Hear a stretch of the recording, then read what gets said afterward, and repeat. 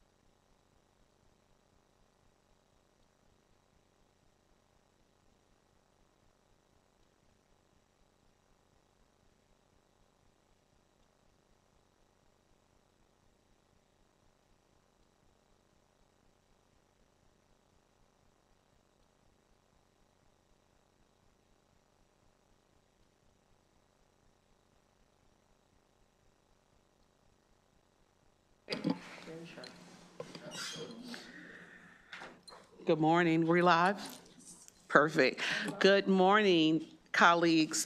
This is our inaugural Racing and Sports Facilities Committee meeting. This morning, we're going to have 3 votes on the list, and we're going to hold the other 2 with possible discussion. And so, without any further hesitation, we're going to move forward. First bill, HB 225. Matt, I'll rely on you for a brief analysis. Thank you, Madam Chair. House Bill 225 is the Maryland Horse Industry Board sunset extension. It's a departmental bill that extends the termination date of the Horse Industry Board for another 10 years. It's been around since 2006, I believe, so this will be the 3rd extension of the sunset.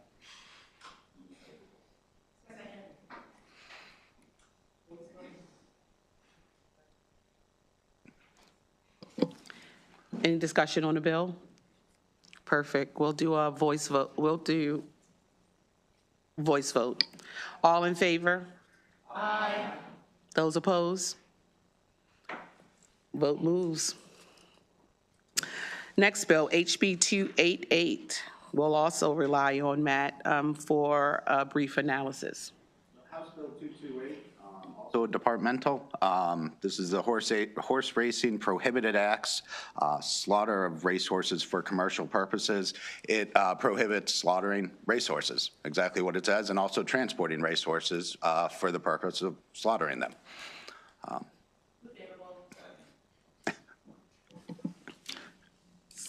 So since this is our inaugural, I have a script I wrote for myself.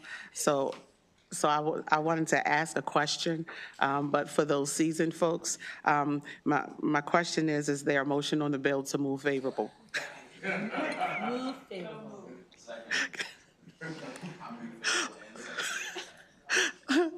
All in favor? Aye. Those opposed? Perfect. Bill HB 228 passes. All right. HB 911, we're going to turn it over to Matt again for a brief analysis. Thank you, Madam Chair. House Bill 911, this is an emergency bill. Horse racing, Laurel Park, Arabian breed racing authorization. It's going to allow, right now, they hold one Arabian race around the Preakness meet, and it's only allowed in state law to take place at Pimlico. Since the Preakness is going to be taking place at Laurel this year, this will allow that race that they run each year around the Preakness meet to occur in Laurel.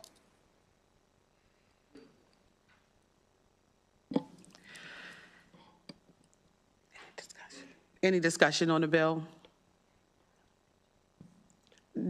Delegate Beecham. Yes, I just don't see how we could vote against it since, it's Madam Chair's sponsored the bill, so. That would be a good move. All right, then. All right. Second. Could I get?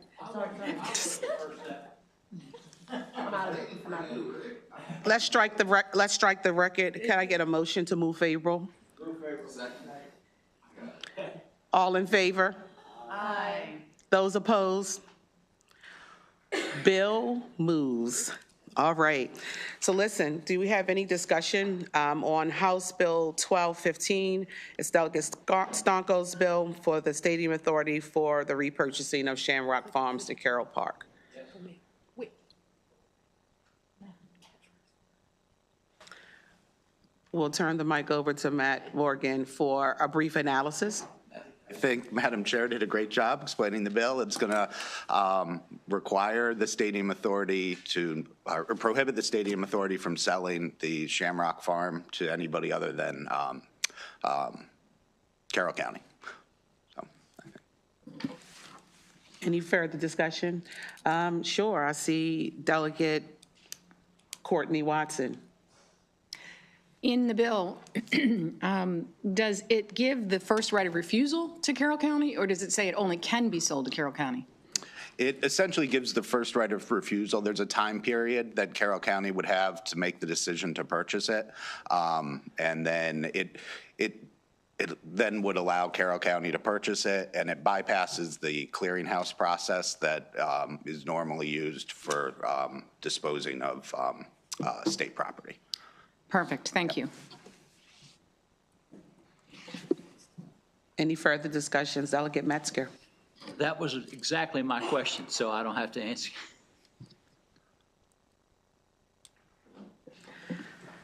The wonderful, illustrious Delegate Stephanie Smith. Thank you, Madam Chair.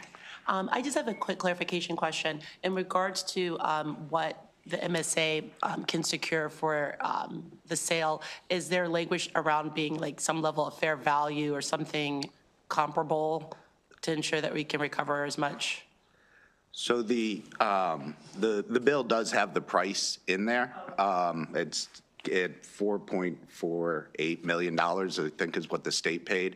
I think that's part of what the amendments that are being worked on right now is Carroll County had put in some money towards that. So I think their MSA and Carroll County are talking now to figure out how much Carroll County's already contributed. And so I think when after those discussions happen, we'll see some amendments regarding the price. Delegate Metzger. Thank you, Madam Chair. Are we establishing some sort of precedence here for this? Because, it's like you got to buy it, nobody else can buy it. Are we? I'm not sure that it's establishing anything. We've disposed of property before. I'd have to look into it as to whether we've done it through sort of this method before. But we do transfer property to the counties. Any further discussion? Perfect. I think as we move forward, we'll have committee discussion further on the status of Shamrock Farms and how we can prevent this from happening again, from making these purchases for the state. Next, we have House Bill 1581. This is a departmental bill. Oh, Delegate Toles, I apologize. I thought I saw your mic go off. Yeah, it went off. Just a process question. Yes, Thank you, ma'am. Madam Chair. Is it possible, going back to, I know we cannot add as sponsors for departmental bills, but what is the process here and approach to add if I wanted to be a co-sponsor of like 9/11, since that does border my county? Well, because you're a committee member and because I really, really like you, Oh, good. I'm so glad. protocol will allow you to add your name as a sponsor. Thank you. I'm a leader, got all these followers. Just thank you so. Well, They were so- scared to so ask. we're Thank gon- you, Madam Chair. Do Sure. you like them as well? Thank you for leading on that question, and we have any others who would like to add their name as a co-sponsor? Sure, Delegate Metzger. Delegate Julian Ivy. Thank you, Madam Chair. You're welcome. Delegate Bouchamp. Thank you so much. All right, any further discussion? Perfect. For HB 1581, we're going to allow Matt to give us another brief analysis before we open for discussion. So House Bill 1581, this is horse racing, facility ownership, development, licensing, and operations alterations. This bill really came about because of MTROA, which was sunsetted last year in the BRFA. The moving forward with racing, it was really built around MTROA running everything. And with the sunset that happened in the BRFA last year, there's some loose ends in the statutes that needed to get cleaned up to make clear who's doing what. So this bill cleans that up, brings MSA in to basically take over for what MTROA was doing. And then it also takes Medco out of the process. MSA is going to be the state entity that's overseeing horse racing at this point. And then the new nonprofit, the New Jockey Club, which was established, I believe, over the summer, that New Jockey Club is then coming in to be the operator of horse racing for the state of Maryland. before I move to discussion to my committee, I have two technical questions. Could you please define what the acronym MSA and MTROA means? Oh, I'm sorry. MTROA is the Maryland Thoroughbred Racetrack Operating Authority, and MSA is the Maryland Stadium Authority. Yep. And MEDCO is the Maryland Economic Development Corporation. Perfect. Thank you for that clarification. Any further discussion? Delegate Ivy. Congratulations on the appointment there. Matt, thank you for the work that you've been doing over the years. So look, MSA, working with the Laurel Racetrack now, correct? I see that relationship is growing. Are there other instances where MSA is doing work in Prince George's County, kind of just more broadly? They're involved in the Blue Line Corridor, I believe. That's not related to racing. Sure. But the Stadium Authority is involved in lots and lots of projects across the state. So the one that comes to mind is the Blue Line Corridor. But they haven't taken ownership of Laurel Park yet, but we heard from them that there was in discussions. I believe at their budget hearing, they came in and discussed possibly purchasing Laurel Park. Okay. So Blue Line Corridor and Laurel. Are the two that come to mind, like the Stadium Authority is involved in a lot of projects across the state. So those are the two that I can think of off the top of my head. Yeah. Understood. I appreciate it. Thank you. Yep. Delegate Ruff. Thank you, Madam Chair. I think I voiced my concerns and desires about amendments to this bill that would rewrite this piece of legislation so that the benefits, the community benefits pieces that are in the bill that were originally intended back in 2024 when we enacted the portions that need to be righted with the amendments that are being made here and the tweaks to this bill. At our hearing earlier, I guess it was earlier this week, or was it last week? I guess it was just this week. You know, the time stands still in Annapolis. But specifically being very pointed about the formula for the reduction of income when it comes to the 10% profit sharing with the Park Heights community that's been hosting Preakness. And so I want to make sure that we as a committee impress upon the department that those amendments need to be made, not only to the 10% profit sharing piece, which I believe is page 6, line 11 of the bill, talking about calculating the amount to be distributed to the community under that 10% profit sharing scheme, but also the amendment offered by Yolanda Jiggets, the executive director of Park Heights Renaissance. I would ask that those be amended into the bill before we move to vote favorably on it. Thank you. Absolutely. That's part of the reason why we're holding it, so that we can get those amendments in. So we look forward to working with you, Delegate Ruff. Next, we have Delegate Smith.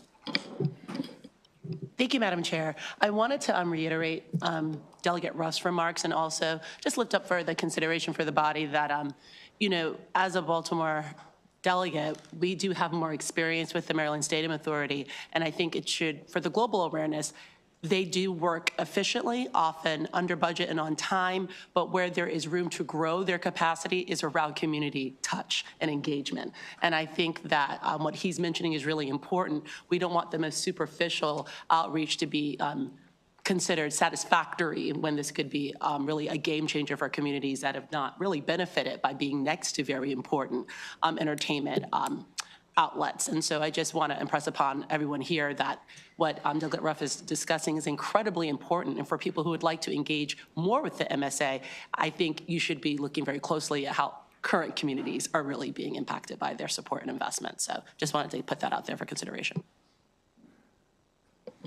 Any further discussion? Perfect. I just want to say thank you too for lifting those concerns up. As a fellow Baltimorean and Park Heights grad, it's very important that we are inclusive as we move through these possible amendments. All right, Any further discussion? For the good of the order, welcome, Madam Vice Chair. She was obligated for other voting, but we appreciate you being here. All right, Ms. Enns, but meeting adjourned. What? Julian.